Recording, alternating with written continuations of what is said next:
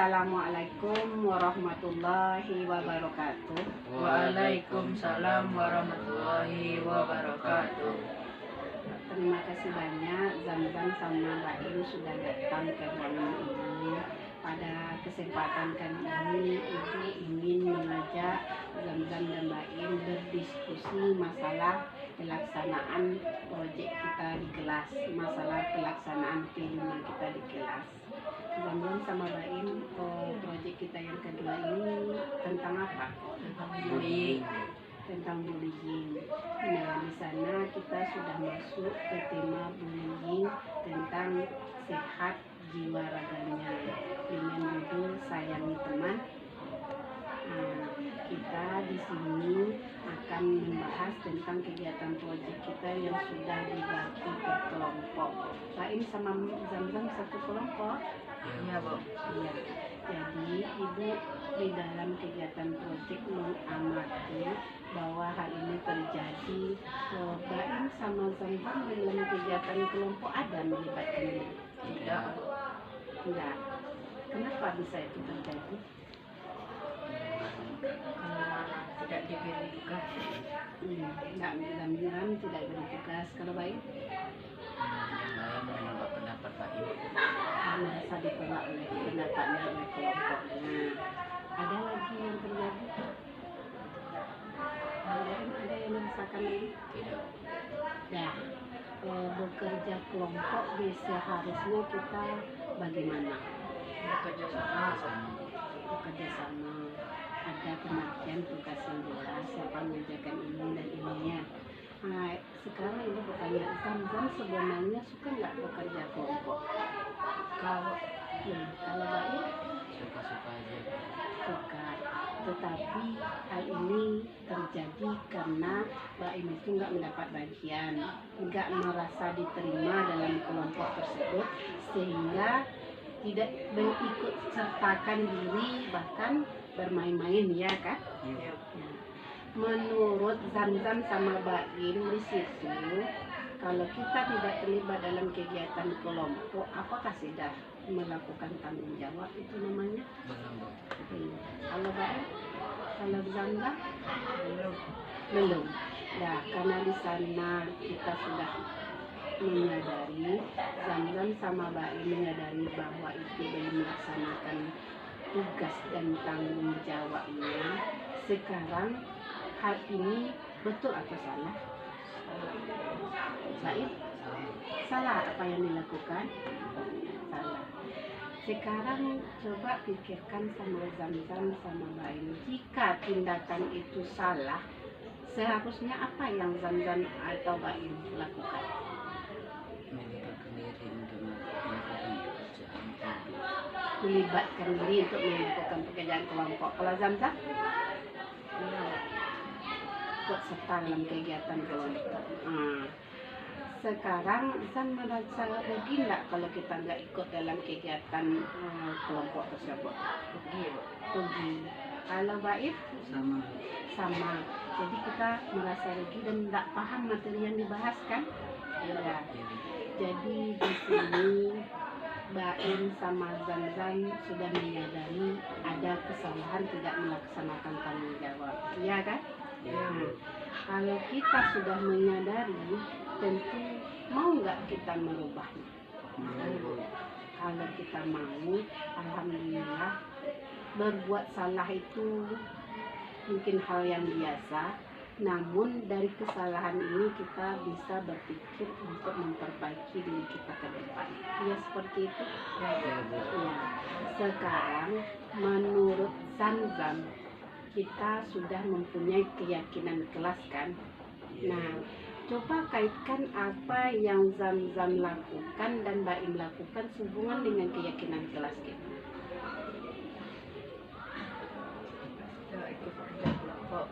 Tidak ikut kerja kelompok. Coba masalah tanggung jawab bagaimana dalam keyakinan kelas kita?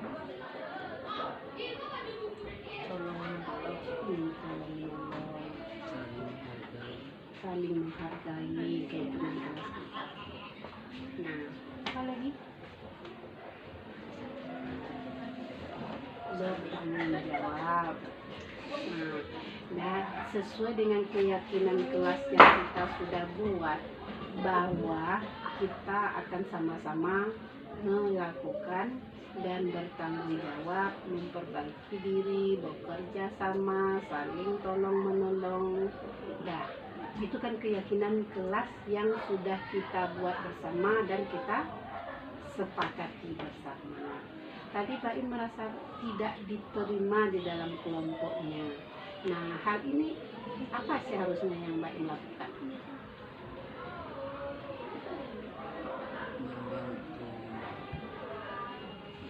Membantu kasih pendapat lainnya.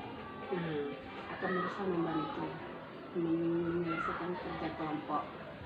Nah, kemudian apa lagi yang bisa Mbak Im lakukan? Lakukanlah jika kita kerja kelompok itu membagi pembagian tugas yang jelas. Jadi Pak Im mengerjakan ini, Zamzam mengerjakan ini, supaya kita itu sama-sama merasa terlibat dalam kegiatan kelompok tersebut. Nah, sesuai keyakinan kelas itu, menurut Mbak Im dan Zamzam, apa yang harus dilakukan ke depan kalau seandainya kita dibagi dan ditempatkan mempunyai kelompok lagi dalam kerjasama? Selalu melibatkan pekerjaan kelompok. Saling melibatkan diri dalam pekerjaan kelompok. Misalnya Tidak bermain-main. tidak bermain-main. Apa lagi yang bisa dilakukan? Di pembagian tugas. Mengikuti pembagian tugas. Pak Im, apa lagi yang bisa kita lakukan? Saling menghargai pendapat sesama kelompok. Nah, itu luar biasa sekali. Kita di dalam kelompok itu saling menghargai pendapat teman dan anggota kelompok tersebut.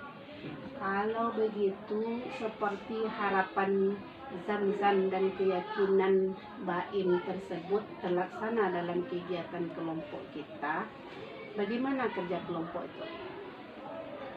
Saling bekerjasama.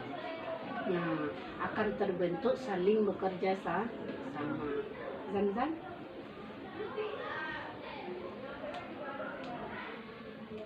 Akan terselesaikannya tugas tanggung jawab kelompok secara Cepat. akan cepat selesai tugas kelompok kalau semua anggota kelompok itu berperan sesuai dengan tugasnya masing-masing. Nah, dari hasil diskusi kita kali ini, Mbak Im, apa yang akan rencana yang akan dilakukan untuk kegiatan kelompok ini? Saling membantu dan menghargai. Saling membantu dan menghargai. Zanda?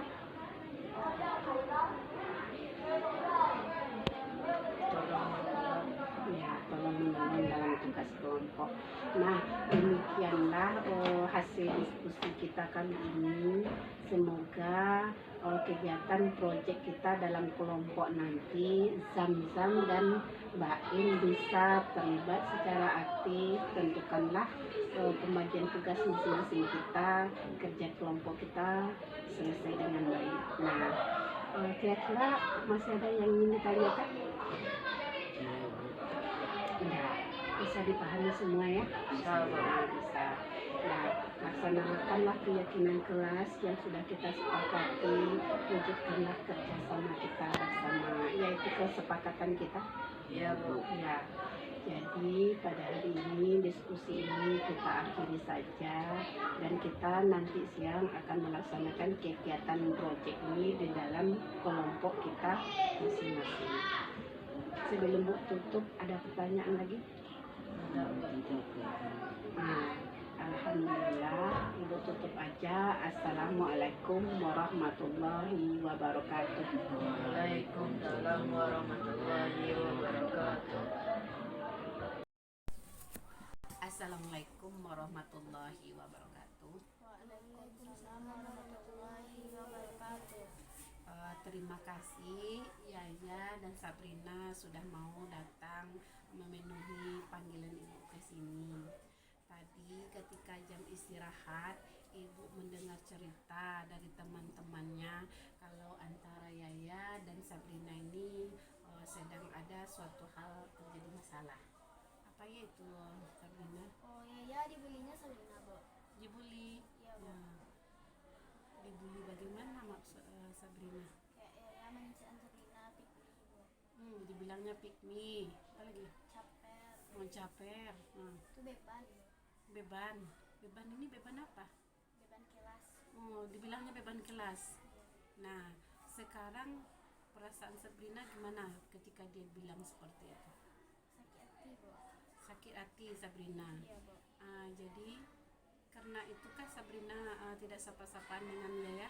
Iya, Bu. Ya, udah berapa lama itu ya Sabrina? Minggu kok lah, Bu. Udah 1 minggu. Iya, Bu. Udah. Berarti Sabrina itu merasa sangat sakit hati sama Yaya. Iya, Bu. Sekarang Sabrina sakit hati itu wajar karena kan semua orang kalau dibilang piknik pasti merasakan hatinya tersakiti, merasakan dijadikan beban sama orang lain tersakiti. Hal itu wajar, mungkin karena Sabrina tidak menerima dibully sama Yaya. Nah, sekarang ibu ingin bertanya sama Yaya, apa itu benar ya? Nggak ada, Bu. Tidak ada. Nggak, Bu. Benar, tidak ada. Ada, Bu. Tidak ada. Sekarang gimana Sabrina? Kata Yaya kayak nggak ada membuli Yaya. Ada, Bu. Ada. Kenapa? Iya.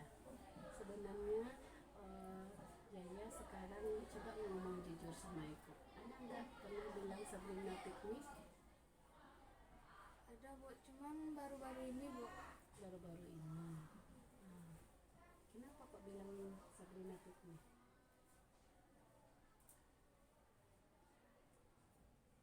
Karena Sabrina banyak disukai teman-teman juga, Bu. Saya juga iri sama Sabrina, Bu.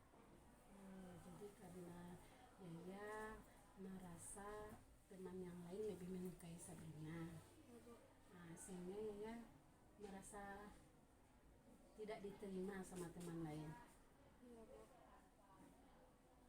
Iya Sabrina nggak mau berteman dengan Yaya? Mau. Nah, tetapi belakangan ini karena Yaya berbicara seperti itu, makanya Sabrina tadi merasa dibully dan menjauhi Yaya. Iya. Jadi sekarang Sabrina sudah memahami ungkapan Yaya.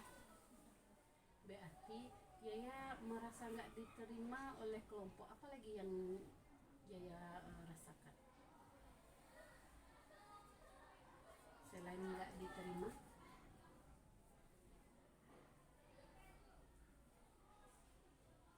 Merasa dimusuhi? Iya, Bu. Merasa dimusuhi sama teman-temannya. Iya, Bu. Yaya di kelas temannya siapa? Bunga, Bu. Sama Bunga saja? Ya, tapi sekarang Bunga dekatnya sama Sabrina, Bu. Oh, sekarang Bunga udah sama Sabrina pula dekatnya. Iya, Bu. Ya, sekarang menurut Yaya merasa diterima di kelas kita. Nah, berarti Yaya merasa kecewa dengan warga kelas kita? Iya. Iya. Yaya merasa tidak nyaman di kelas kita? Nah, jadi karena itu perasaan Yaya, ibu memaklumi Sabrina ternyata pada lubuk hati yang dalam Yaya pingin sebenarnya berteman dengan Sabrina. Dia melakukan itu karena merasa tidak diterima oleh teman-temannya, termasuk tadi teman dekatnya Bunga sekarang udah dekat pula sama Sabrina. Sekarang ibu tanya sama Sabrina, ada nggak Sabrina melarang teman-teman yang lain untuk berteman dengan Yaya? Nggak ada. Kalau Bunga dekat sama Sabrina sekarang itu benar? Iya. Tapi Sabrina ada nggak merasa meninggalkan Yaya? Ada. Sekarang teman dekatnya Bunga karena udah ikut sama Yaya, sama Sabrina, dia merasa kehilangan temannya. Nah, apakah hal itu kalau seandainya dibawakan ke diri kita nggak diteman orang lain, menurut Sabrina bagaimana? kita nggak diterima kelompok, kalau kita nggak diterima dalam kelas itu, menurut Sabrina bagaimana? Sakit hati. Sekarang Sabrina bisa memahami apa yang dirasakan Yaya? Bisa. Dia merasa sakit hati. Nah, menurut Sabrina apa yang dibutuhkan sama hubungan ini supaya baik lagi? Berteman. Nah, sekarang Yaya mau berteman dengan Sabrina? Mau, Bu. Nah, Yaya merasa tidak terima itu ada bicara sama Sabrina, apa salah saya, oh apa yang dikemukakan ada? Enggak, Bu. Enggak. Sekarang Sabrina bisa memahami apa yang dirasakan Yaya? Bisa. Berarti Sabrina untuk ke depan apa yang harus Sabrina Yaya lakukan kepada Sabrina? Kalau ya nggak suka ya langsung bilang, Bu. Nggak berkata-kata kotor, Bu. Enggak berkata membuli lagi. Nah, akan bicara kenapa saya tidak disukai gitu. Iya, Bu. Akan bicara kenapa teman jauh ditanya. Iya. Ya. Berarti sekarang Yaya sudah menemukan apa yang salah pada diri Yaya? Apa? Nggak boleh membuli teman, Bu. Nggak boleh membuli teman. Apa lagi?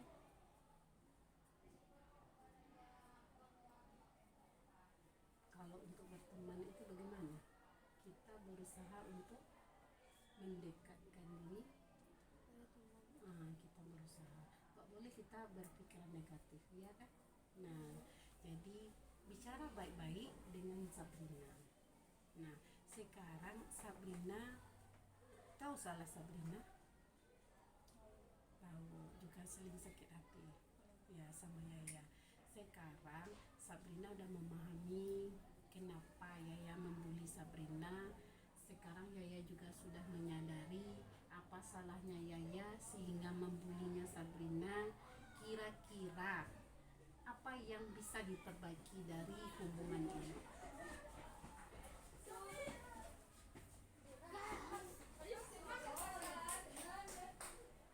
Kembali berteman, Bu.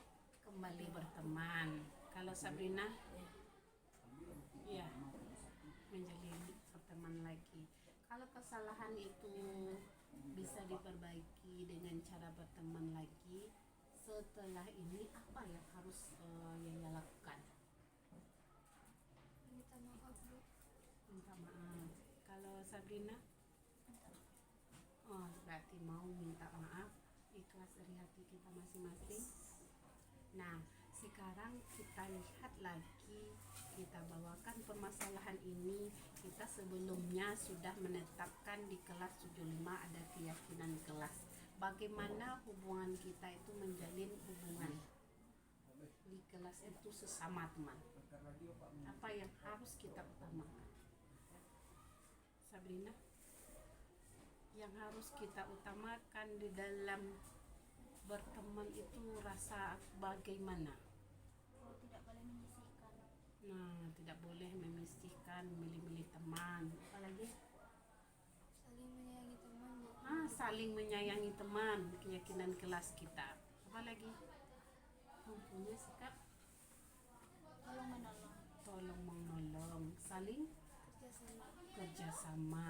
Jadi di kelas kita itu sudah mempunyai keyakinan kelas kita tentang saling tolong menolong, saling menghargai, bekerja sama, berteman dengan siapapun. Kita sudah sepakati. Jadi jika ada permasalahan yang seperti ini lagi, kesepakatan kita itu kita balikkan lagi dengan apa yang sudah menjadi keyakinan kelas kita. Kira-kira itu bisa, Sabrina? Bisa, Bu. Ya? Bisa, Bu. Kalau sudah bisa kita melaksanakan keyakinan kelas kita, sekarang Ibu ingin apa yang kamu rencanakan tadi harusnya dilakukan sekarang apa? Saling minta maaf. Ya, siapa yang akan duluan minta maaf atau bagaimana? Siapa yang akan duluan? Boleh Yaya, boleh Sabrina. Sabrina ya minta maaf karena telah membuli Sabrina ya. Ya. coba gimana orang minta maaf tuh. Nah, jadi Ibu senang sekali kita sudah berdiskusi, permasalahan kita bisa diselesaikan dengan baik. Benar-benar sekarang enggak ada lagi yang ingin dibicarakan atau masih ada yang ingin diungkapkan? Ada ya? Enggak bisa berteman baik lagi? Bisa. Alhamdulillah sudah selesai permasalahan ini. Kalian sudah bersalaman. Bisa kita akhiri diskusi kita. Kita satu kelas, satu keluarga, satu keyakinan kelas. Tentu kita sama-sama menjalin hubungan ini dengan rasa saling hormat dan saling menghargai. Dah, Ibu tutup aja kegiatan diskusi kita kali ini. Nah, dan kita akhiri tadi sudah bermaafan bersama. Ibu harap ke depan lagi terciptalah persahabatan kalian seperti dulu lagi. Assalamualaikum warahmatullahi wabarakatuh. Waalaikumsalam warahmatullahi wabarakatuh.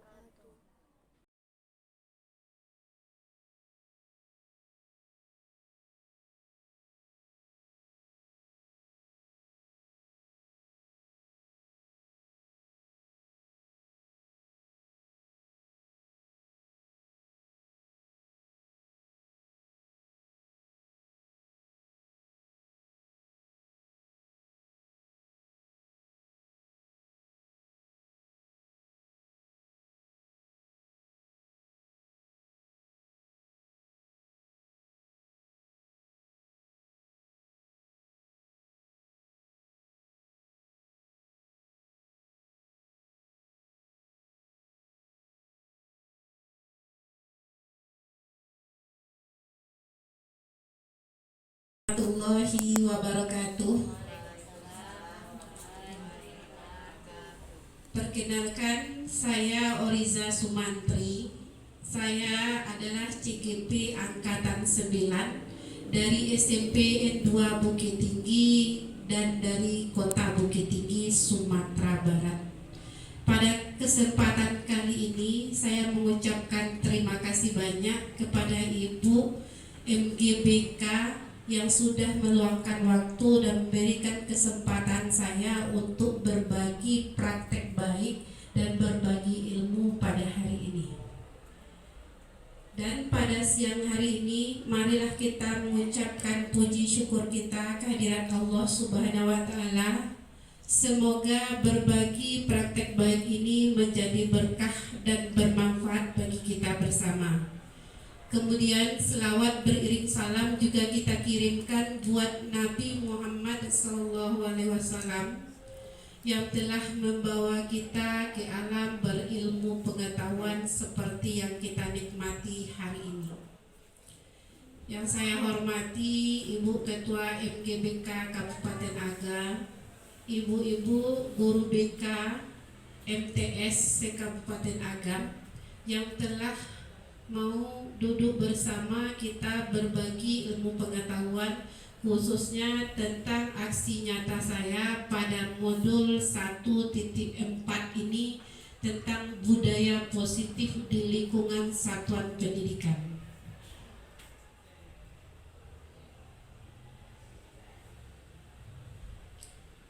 Nah, di sini sebagai guru penggerak kami berkewajiban mengajak semua pendidik untuk mewujudkan budaya positif di lingkungan sekolah kita masing-masing agar terciptanya yang namanya disiplin positif di lingkungan sekolah kita masing-masing. Di sini saya akan meninjau ulang awal dari keterkaitan materi pada modul yang sudah saya pelajari dari modul 1.1 sampai modul 1.4. Di sini kami menggali dan memahami pemikiran KHD pada modul 1.1 ini. Di sini pada modul 1.2 ada pembelajaran tentang nilai-nilai dan perannya guru penggerak. pada modul 1.3 kami diajarkan untuk mewujudkan visi guru penggerak, dan terakhir pada modul 1.4 ini membahas tentang budaya positif. Di sini saya akan berbagi ringkasan dan keterkaitan dari modul kami dari awal sampai terciptanya budaya positif. Yang perlu kita pahami tentang filosofi pemikiran KHD ini, bahwa pembelajaran itu berarti kita menuntun anak, menuntun menjadi manusia yang merdeka, manusia yang mampu berkembang sesuai dengan kodrat alam dan zamannya. Kemudian pemikiran KHD, pendidikan haruslah menerapkan Ingarso Suntulodo, Imadyo Mangunkarso, dan Tut Wuri Handayani. Sebagai seorang pendidik, kita harus ketika kita berada di depan, kita menjadi contoh tauladan. Ketika kita berada di tengah, kita menjadi pengembang ide bagi anak-anak didik kita, dan kita di belakang, kita pemberi semangat, motivasi untuk perkembangan mereka. Kemudian pemikiran KHD tentang pendidikan haruslah menganut azas trikon. Trikon di sini yaitu kontinuitas, berakar pada budaya bangsa dan berkesinambungan. Seperti yang kita bahas tadi, kita membudayakan di sekolah sikap gotong royong, kerjasama. Itulah ciri khas bangsa Indonesia semenjak dulu kalanya. Itu budaya bangsa kita yang akan kita kembangkan di dalam kurikulum merdeka ini. Kemudian konvergen, yaitu pendidikan memanusiakan manusia. Anak ini dia harus diterima sebagai manusia, dan kita dalam proses mendidik mereka di sekolah pun menempatkan mereka, memanusiakan mereka. Kemudian konsentris, pendidikan itu menghargai kebenekaan ragaman, beraneka ragam latar budaya, beraneka latar belakang kita, status keluarga. Itu tadi kodrat alam pada anak didik kita. Filosofi Ki Hajar Dewantara inilah yang akan kita terapkan di dalam dunia pendidikan. Kemudian di sini nilai dan peran saya sebagai guru penggerak, saya akan menjalankan pembelajaran. Kalau kita konseling akan berpihak kepada murid, atau konseling berpusat kepada klien.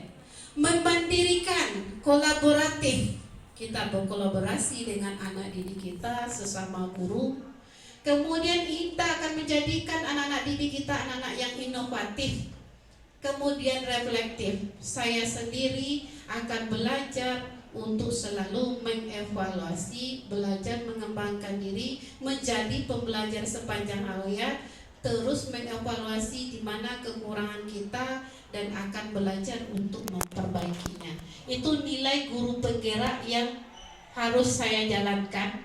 Kemudian peran guru penggerak itu yaitu menjadi pemimpin pembelajaran. Nah, itulah peran kita tadi di dalam kurikulum merdeka kita sebagai fasilitator, memfasilitasi anak-anak didik kita untuk berkembang sesuai dengan potensinya masing-masing. Kemudian mewujudkan kepemimpinan murid, kita juga akan mengajarkan anak-anak ini untuk mampu mandiri memimpin dirinya sendiri. Kemudian menjadi coach bagi guru lain. Inilah yang hari ini kami sebagai guru penggerak tidak untuk di sekolah saja, harus berbagi praktek baik sesama rekan pendidik dimanapun mereka berada. Kemudian menggerakkan komunitas praktisi. Salah satunya tadi kita sudah berbincang-bincang MGBK kita kalau sudah aktif PMM-nya bisa dimasukkan sebagai komunitas praktisi MGBK MTS Kabupaten Agam, kita masukkan ke PMM. Nah, jadi semua kegiatan MGBK nanti itu aktivitas kita upload di situ. Di situ kita sama belajar, disitulah hidupnya komunitas praktisi tadi. Nah, kemudian visi saya sebagai guru penggerak di sini akan saya sampaikan, yaitu saya menginginkan memvisualisasikan sama seperti ibu-ibu tadi, membayangkan bahwa murid saya di masa depan yaitu murid yang mewujudkan profil pelajar Pancasila dan pembelajaran yang berpihak kepada murid, berlandaskan perubahan dalam pendidikan, berpola pikir positif melalui pendidikan inquiry apresiatif, kemudian menggunakan tahap bagja. Inquiry apresiatif itu ibu-ibu adalah kita akan melakukan perubahan di satuan pendidikan kita dengan cara kita melirik potensi baik apa yang ada di sekolah kita yang bisa kita kembangkan menjadi budaya sekolah. Selama ini kita belum tahu teori inquiry apresiatif ini, sehingga kita terpaku dengan kurang kita apa ya, salah anak kita apa ya. Tetapi ternyata inquiry apresiatif itu, lihatlah potensi baik apa yang ada di sekolah kita yang bisa kita kembangkan menjadi budaya sekolah yang kan kita tuangkan dalam bagja. Bagja itu apa? Itu kita tuangkan dalam bentuk perubahan. Nah, kita di sini bagja itu kita akan menggali mimpi sampai terakhir aksi nyata apa yang harus sama-sama kita gerakkan untuk mewujudkan budaya positif yang ada di sekolah kita masing-masing. Kemudian pada konsep yang terakhir di sini keterkaitannya tadi kita akan melakukan pembelajaran berpusat kepada murid, itu menurut filosofi Ki Hajar Dewantara. Pembelajaran yang berpusat kepada murid ini kita terapkan di sekolah melalui disiplin positif. Disiplin positif itu merupakan pendekatan mendidik anak untuk melakukan kontrol dan pembentukan kepercayaan diri. Nah, di sini disiplin positif itu kita membentuk kepercayaan diri anak. Kemudian apa lagi yang harus kita bentuk kepercayaan diri anak melalui apa? Melalui nilai-nilai kewajiban dan keyakinan kelas. Tujuan mulia mengacu pada prinsip yang dianut seseorang dan kesepakatan bersama. Maksudnya di sini dalam meletakkan nilai-nilai di satu sekolah kita duduk bersama. Itu namanya nilai-nilai universal yang kita rapatkan bersama. Guru, murid kita tetapkan di sana sehingga kita membuat sebuah kesepakatan ketika anak melakukan penyimpangan kita akan merujuk dan menyadarkan anak kembali apa kesepakatan kelas yang sudah kita buat, apa kesepakatan sekolah yang kita sudah rumuskan bersama. Itu yang disiplin positif. Nah, untuk membentuk disiplin positif sebagai seorang pendidik, kita harus memahami dulu 5 kebutuhan dasar manusia. Nah, kita manusia tadi bahwa pendidikan itu memanusiakan manusia. Anak didik kita manusiakan dan kita posisikan dia sebagai manusia yang mempunyai kebutuhan dasar. Yang pertama, kebutuhan kita yaitu bertahan hidup. Bertahan hidup kan tentu makan, minum semuanya kita butuh. Yang kedua itu kasih sayang. Tadi kita sebelum ini sudah mengisi bagaimana kita, apa yang akan kita lakukan untuk orang-orang tersayang itu luar biasa. Jadi kalau di sini kita sudah memberikan kasih sayang ke anak didik kita, insya Allah mereka tidak akan melakukan penyimpangan. Kalau kebutuhan kasih sayang itu terpenuhi, baik di sekolah maupun di rumah, anak itu tidak akan menyimpang. Kemudian rasa diterima. Tadi saya bercerita ada anak yang tak mau bekerja dalam kelompoknya. Ternyata dia nggak diterima dari kelompok itu. Semua kita ini punya potensi untuk berkuasa. Nah, punya potensi kepemimpinan, punya potensi dan ingin dihargai. Rasa diterima inilah yang kita penuhi terhadap anak didik kita. Kemudian penguasaan tadi, rasa dia di situ dihargai, mempunyai peran. Oh, saya di sini dibutuhkan, itu yang kebutuhan dia.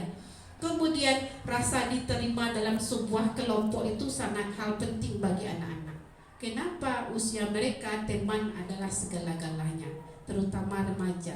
Mereka lebih percaya kepada teman remajanya dibandingkan kepada orang tua.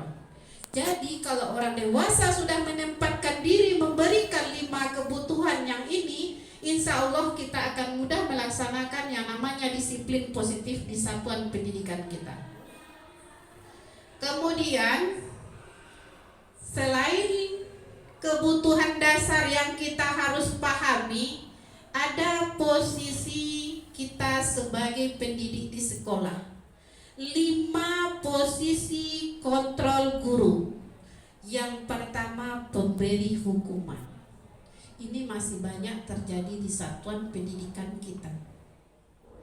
Contohnya ibu-ibu, anak ada yang pakai sepatu putih datang ke sekolah. Ketika dia pakai sepatu putih itu tentu kena marah sama guru, dihukum. Dibuka sepatunya, seharian dia tidak bersepatu. Apa yang dirasakan mereka? Tentu balik ke kebutuhan dasar. Mereka gak akan nyaman, merasa akan malu dengan teman, merasa tidak terima dengan orang lain. Bahkan ada anak itu sampai gak istirahat dia karena gak punya sepatu. Itu posisi sebagai penghukum. Yang kedua, pembuat rasa bersalah. Kalau pembuat rasa bersalah ini sering kita perankan ibu-ibu dalam kegiatan BK. Sering terlontar sama kita. Kenapa? Biasanya nada orang pembuat bersalah itu dia halus, mendekati kepada anak, tetapi dia menyelekit di hati anak. Nah, awak sima bermasalah, piku ibu lo dipanggil kepala sekolah. Nah, halus-halus menasihati, tetapi di situ anak merasa tidak nyaman dengan guru yang membuat rasa bersalah ini. Ini akan ibu lihat di PMM tuh bagus-bagus videonya. Kemudian sebagai teman, ada guru yang juga sebagai teman.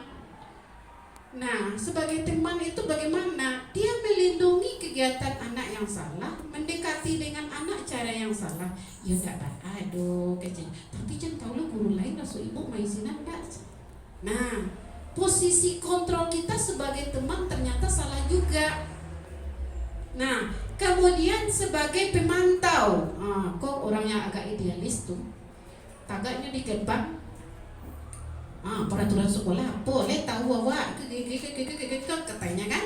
Nah, di situ dia mengontrol, oh peraturan sekolah begini, ini begini. Dia tidak pernah memunculkan kepercayaan diri mengapa dia melakukan itu, kenapa ini terjadi, bagaimana yang kamu rasakan, tidak ada. Itu posisi guru yang sebagai pemantau. Adakah di satuan pendidikan kita? Ada. Kenapa tadi? Kurikulum Merdeka mungkin belum berjalan sebagai mana mestinya. Nah, di situ posisi yang terakhir adalah sebagai manajer.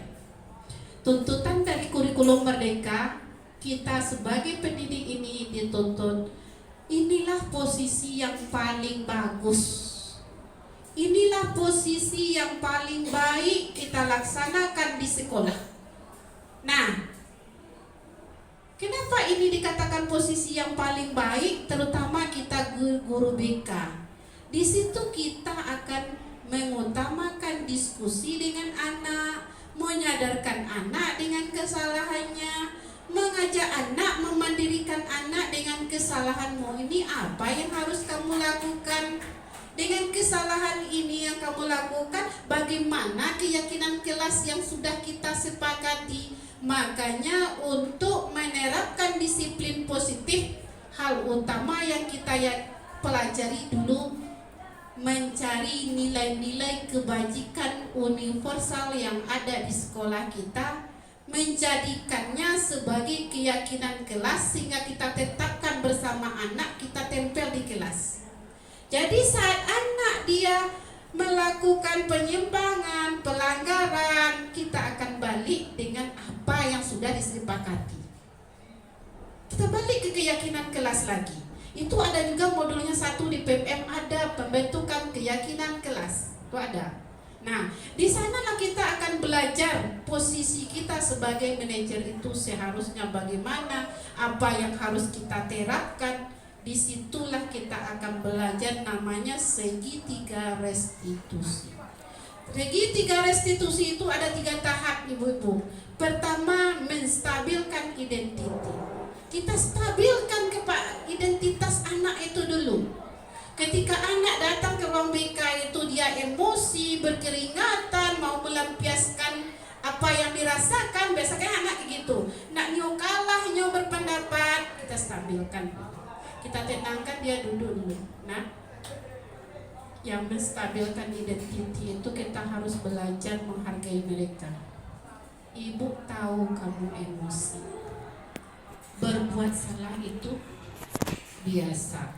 Itu segitiga restitusi. Sekarang kamu memahami kesalahanmu, kita validasi kesalahan mereka. Nanti baru kita bawa dia menurut keyakinan kamu, adakah tindakan yang lebih baik daripada menonjok kawan? Itu kita bawa keyakinan, bagus enggak yang menonjok kawan tuh? Kita bertanya keyakinan dia. Sebagaimana anak itu kalau dia reda emosinya, dia tahu itu yang kerajaan salah. Itu tadi kata Ki Hajar, mereka itu sudah memiliki garis halus yang perlu kita cuma fasilitator menebalkannya. Di sanalah peran kita sebagai manajer dituntut di dunia pendidikan dalam kurikulum merdeka. Bisakah itu? Kalau kita mau, itu akan kita jalankan tahap bertahap. Nah, jadi posisi yang paling baik dan bagus sesuai dengan tuntutan kurikulum merdeka ini, kita akan kembali menjadi posisi sebagai manajer. Kemudian ada dijemput lagi sebagai pemantau ini, biasanya juga ada istilah reward. Nah, anak yang bagus dikasih reward, anak yang salah dikasih punishment. Teori reward dan punishment itu dalam kurikulum merdeka harus kita ganti lagi dengan nilai budaya positif tadi. Kita akan biasakan. Kemudian disinilah ini yang terakhir, yaitu segitiga restitusi yang sudah saya bicarakan tadi, menstabilkan identitas anak. Ketika kita menstabilkan identitas anak untuk membentuk disiplin positif, mereka akan sadar sendiri dengan apa yang mereka lakukan, tanpa kita nasihati, tanpa kita instruksikan. Nah, kemudian kita akan memvalidasi tindakan yang salah. Tadi kamu ngapain? Ini segala macam. Ya Bu, saya tadi menarik kerah baju teman saya sehingga kancing bajunya copot. Dia akan cerita sendiri. Berikan keluasan mereka bercerita. Dah, menanyakan keyakinan. Ya, kalau kancing baju temanmu udah copot 3, apa yang harus kamu lakukan?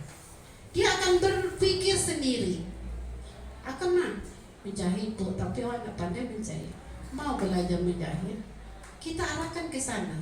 Ada benang Bu, kita arahkan sampai dia mau sadar bahwa dia punya keyakinan, ada tanggung jawab untuk memperbaiki kesalahan.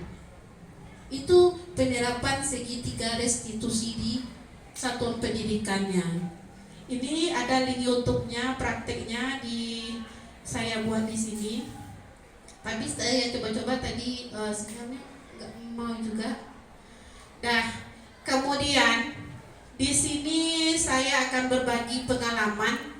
Sebelum saya mempelajari modul ini, saya sering berperan sebagai guru BK, itu sebagai teman, pemantau. Terkadang saya juga menjadikan diri saya membuat anak bersalah tentang ini. Kenapa? Kadang kan ada terlontar dari bahasa kita ketika anak tuh disuruh panggil orang tua, tidak malu awak dipanggil orang tua. Itu awak membuat anak bersalah tuh.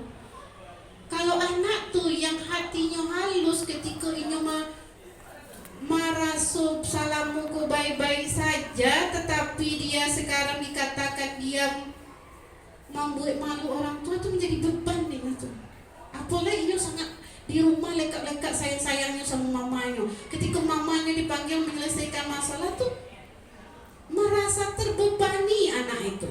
Jadi di situ tak semua permasalahan itu kita konsultasikan dengan anak. Kalau memang harus panggil orang tua, kita tanya ke dia dulu. Kalau dia berkomitmen, Bu saya keperbaiki, jangan lagi tahu orang tua, kita ikuti itu dulu. Kan ada anak mintanya seperti itu ke kita. Nah, kadang karena sistem yang ada di sekolah kita ikuti sistem, kita tak indahkan anak. Padahal kita ingin mewujudkan pembelajaran berpusat kepada murid, konseling berpusat kepada murid. Itu yang saya rasakan sendiri setelah saya ikut guru penggerak, terasa itu adalah dosa besar bagi saya. Nggak tahu ternyata ketika si anak itu, dulu awak takut ini Borisa, sehingga ada video diungkapkannya. Di video ini kawannya takut sama Boris. Ternyata karena ini pernah bermasalah, ada orang nggak terbebani dalam penyelesaian masalah itu. Nah, di situ kita sadar, apalagi peran kita sebagai guru BK itu sebenarnya posisi manajer tadilah yang paling tepat kita terapkan. Nah, setelah saya belajar modul ini, itu tadi manfaat refleksi. Nah, nilai sebagai guru penggerak tadi saya akan selalu reflektif, memperbaiki diri, saya belajar tentang diri saya sendiri. Konsep disiplin dan budaya positif ini yang berusaha untuk saya terapkan di sekolah, kemudian melibatkan murid dalam pembuatan keyakinan kelas yang berlandaskan kebijakan universal. Itu kita tetapkan bersama anak-anak keyakinan apa yang akan kita buat, dan hendaknya dapat memposisikan diri saya sebagai manajer dan menerapkan segitiga restitusi. Kemarin ketika anak berkelahi, biasanya anak berkelahi itu lama penyelesaiannya. Seluruh pihak sekolah atau dengan siswa. Ya Bu ya, itu pertanyaan yang ketiga. Yang selanjutnya saya terkesan sekali kalau istilahnya kami baru mendapatkan tentang yang namanya calon guru penggerak ini. Jadi secara otomatis dalam pelaksanaan layanan bimbingan konseling yang sebenarnya kita kan sudah tertata bagaimana jiwa kita terhadap anak. Jadi kalau memang seluruh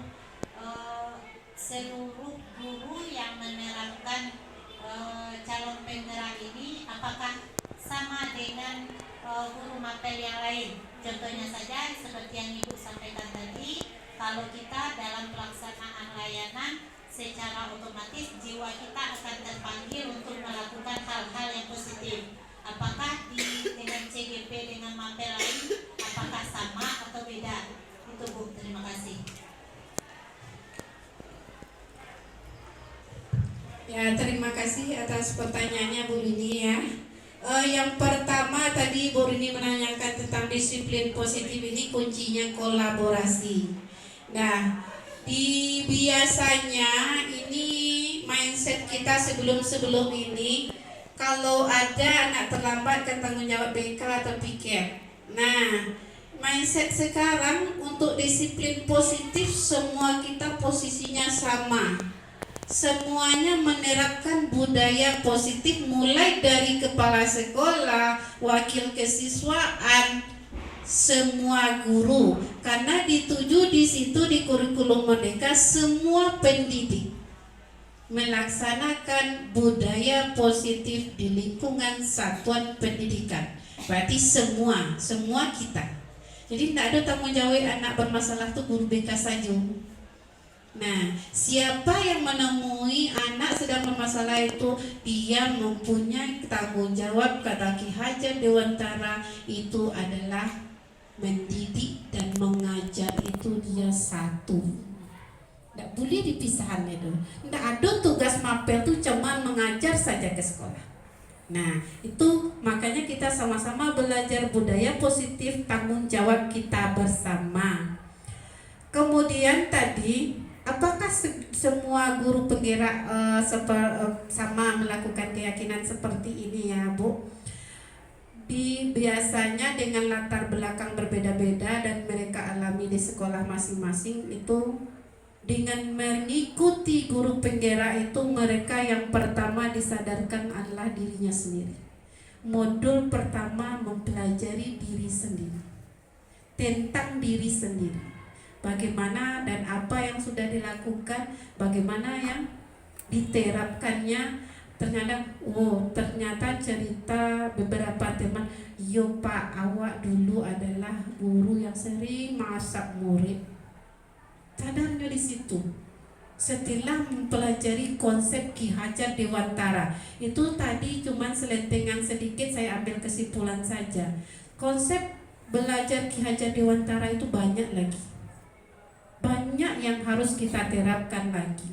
Oh ternyata kita seperti ini. Oh salahnya seperti ini. Makanya modul kami pertama guru penggerak itu yang dipelajari adalah dirinya sendiri. Sampai ada guru itu yang dia sudah istilahnya udah di penghujung umurnya 50 sekian tahun ampuh melakukan dosa. Nah, di situ berarti guru itu setelah tahu materi ini baru dia menghisap diri. Tapi itulah positifnya guru penggerak itu. Nah, akan sama diterapkan setiap sekolah, konsepnya sama. Tentu perubahan tidak akan sama. Contoh, kami di SMP 2 guru 86, guru penggeraknya sekian persen. Di SD 03 sekarang sudah jadi guru penggerak semua. Sudah ada 9 orang guru penggerak. Kalau untuk SD itu udah merata kan, 9 orang tuh. Dan bahkan kepala sekolahnya sudah jadi guru penggerak juga, pendamping praktek juga. Beda suasananya. Tuh, mungkin mimpi tentang sekolah negeri di atas awan tuh udah terwujud nampak di sana. Kenapa? Mereka udah sama-sama beraksi nyata, bukan baru mempelajari, kita mencari-cari baru. Nah, saya juga banyak belajar dari guru SD di sana. Nah, jadi disitulah konteks yang kami pelajari, modul tentang ilmunya, prakteknya semua sama. Tentu perubahannya tidak sama di semua sekolah. Kan tadi dipengaruhi budaya lingkungan sekolah kita masing-masing. Dan kita pun harus belajar semuanya. Merubah mindset itu tidak segampang membalik telapak tangan. Tapi kalau kita mau berusaha untuk diri kita sendiri, mudah-mudahan besok sadar semuanya. Dan apakah tadi yang ketiga pertanyaannya, kita itu kan kalau guru BK itu emosinya sudah tertata ya Bu ya, sudah biasa menyelesaikan masalah. Nah, penerapan segitiga restitusi itu bagus. Nah, sebenarnya dengan teori konseling itu tidak jauh berbeda segitiga restitusi itu. Nah, teori konseling kan juga ada yang penyelesaian masalah itu berpusat pada solusi kan, berbasis solusi. Itu ada teori konseling. Nah, kenapa sering kita lakukan itu? Pertama, kita tidak bisa di sekolah melakukan konseling untuk permasalahan pelanggaran dalam waktu setengah jam atau 1 jam. Itu akan merugikan anak dan bahkan guru lain kan protes kan. Nah, sehingga itu lahirlah teori segitiga restitusi tadi. Selain hemat waktu, tujuan konseling kita juga tercapai. Kita kan mengembangkan siswa secara optimal, memandirikan klien. Kemandiriannya sangat-sangat terlihat dalam segitiga restitusi itu. Kalau untuk kita BK, kita enjoy menjalankannya. Tapi kalau untuk guru bidang studi itu hal yang baru dan harus nyoselami dulu. Harus belajarnya dulu deh teori. Kenapa? Posisi 5 kontrol guru tadi tidak gampang merubahnya. Kan? Posisi 5 kontrol guru tadi tidak gampang kita merubah dalam kenyataan. Kita masih banyak berperan sebagai pemantau di sekolah.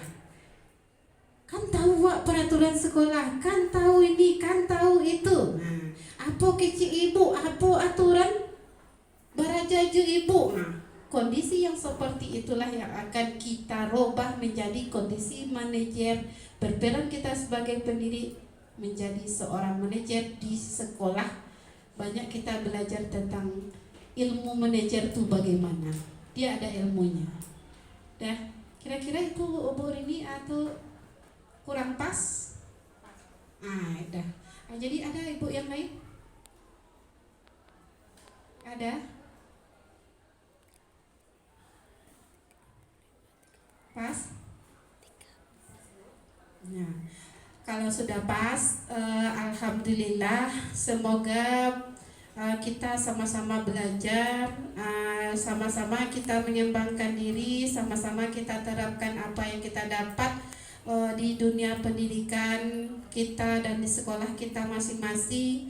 Bisa belajar beransur-ansur kita menerapkan budaya positif di lingkungan sekolah dengan cara membudayakan diri kita juga menjadi orang-orang yang positif, punya karakter positif, karena kita sebagai pendidik tadi kata Ki Hajar Dewantara adalah ingarso suntulodo imatio mangangkarso toduri handayani. Kita itu akan digugu dan ditiru, kita suri tauladan bagi anak-anak kita. Jadi kita mulailah perubahan membudayakan positif ini dari diri kita masing-masing. Terima kasih atas kesempatannya. Salah dan janggal saya mohon maaf, salah dan khilaf saya mohon ampun kepada Allah. Saya tutup aja aksi nyata saya pada hari ini. Assalamualaikum warahmatullahi wabarakatuh.